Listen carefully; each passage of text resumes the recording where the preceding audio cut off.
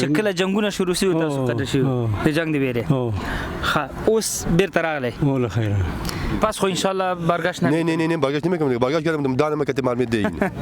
کندر کندر وطن خدای دې نور کړه په امان بوتا مزړه خوږیږي وړنګ بنګ افغانستان کندر کندر وطن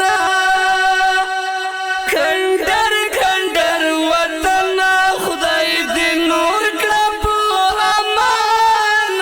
بوتا مزړه خوږیږي وړنګ بنګ افغانستان کندر کندر وطن بشمار کونډې بورې یتیمان لري وطن په غېږ کې په زرهاوو شهیدان لري وطن په تا باندې ځوانانو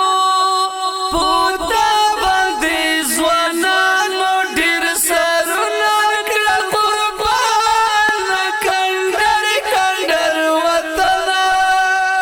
کندر کندر وطن خدای دې نور کړه په امان په تا مزړه خوږیږي وړنګ بنګ افغانستان کندر کندر وطن له هرې خوا په کروزو مزایلو السلام علیکم ورحمت الله دوستانو الله مو خوشاله او آباد لره الحمدلله ډیر خوشاله یو چې نن بیا د قمر بنسټ لخوا دومره یو غټ ستر کار تر سره شو هغه څنګه زمونږ دغه خویندې او زمونږ دغه ورونه چې تاسو وینئ باور په خدای وکړئ یوه نیمه میاشت دی په داسې شرایطو کې ژوند کړی دی کابل شهرنو پارک چې هغلته ټول پوډریان پراته به هغه ځای کې دی فقط یو څادر دی درولی و در څو پورې هغه خپل حیا او عزت وساتي یوه نیمه میاشت دا خلک هلته پراته خو څوک نه و چې د دی پوښتنه یې کړې وه د دی لاسنیوی یې کړی وی قمر بنسټو په دغه سختو شرایطو کې پوهېږي یو خانه د مالي مشکلات مالي ستونزې وې بانکونو کې پیسو سیستم و هغه هم سره مشکلات خو په ډېرو سختو شرایطو کې موږ وتوانېدلو تر څو پورې دغه خلکو ته یو څه برابر کړو همغه ستاسو برکت و ستاسو هڅونه وه ستاسو مرسته وه چې موږ دغه خلک د ترانسپورت فیس هم قمر بنسټ په غاړه واغسته هغې لپاره موټر تیار کړ هغه مو راوستل دلته قندوز دی قندوز ته خپل ولایت ته مو راوستل دوی غوښتنه څه وه چې خپل ولایت ته مو څوک انتقال وکړي او هلته فقط د یو میاشتې او یو نیمه میاشتې او 2 میاشتو لپاره خوراکي مواد موږ ته راکړي تر څو پورې موږ هغه شپې ورځې پرې تېرو کړو همغه مو ورته الحمدلله وکړل تاسو وینئ 9 قلمه خوراکي مواد دي چې په دغه کې وریجې اوړه روب چای خام نخود د ځان وینځلو صابون جامې وینځلو 10 لیتره غوړ لوبیا د بوره ده هغه شی دی چې هر فامیل ته دغه ضرورت دی همدغه مو ورته برابر کړ راموستل اوس به خپلو کورونو ته ځي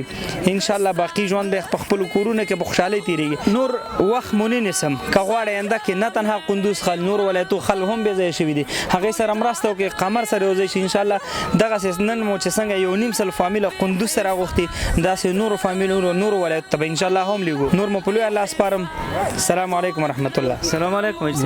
یاست خیر دی په خیر راغلی سفر د شپې څنګه و په خیر خیر څو ساعته یې سفر وکړه ولا سب کلی مې دي نو سبا درلو ښه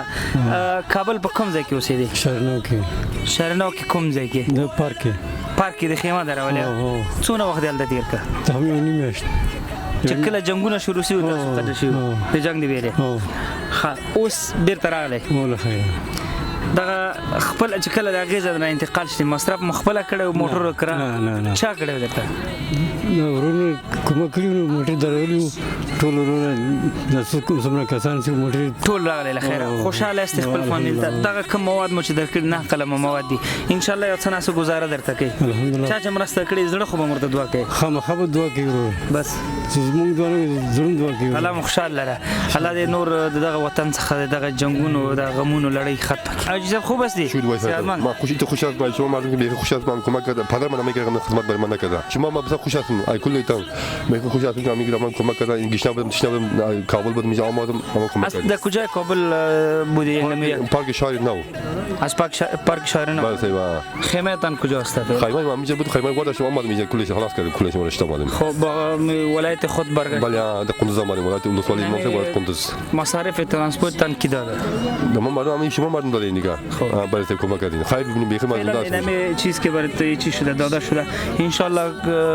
خوش هستیم اش شما بزن خوش هستیم سلامت باشین خیر ببینین هم که برای این ما دیگه کلی پس خو انشالله برگشت نه برگشت نمیکنم برگشت کردم دانم ما که مرمید دیگه